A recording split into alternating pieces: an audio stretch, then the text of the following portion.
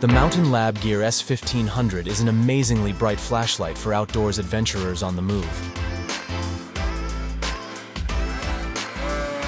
Under normal operation, the S1500 flashlight is turned on and off by pressing and holding the button for 3/4 of a second.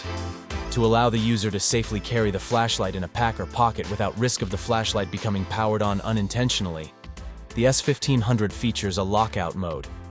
Lockout mode eliminates the risk of unintended operation, which could run down the battery and generate unwanted heat. To place the S1500 flashlight into lockout mode, press and hold the button for 7 seconds while the flashlight is off. The S1500 will strobe to show that it is entering lockout mode, then power off. In lockout mode, the flashlight cannot be powered on normally. There are 2 ways to exit lockout mode. 1. Short press the button 5 times within 2 seconds. The S1500 will turn on and resume normal operation in the low brightness setting. 2. Charge the battery.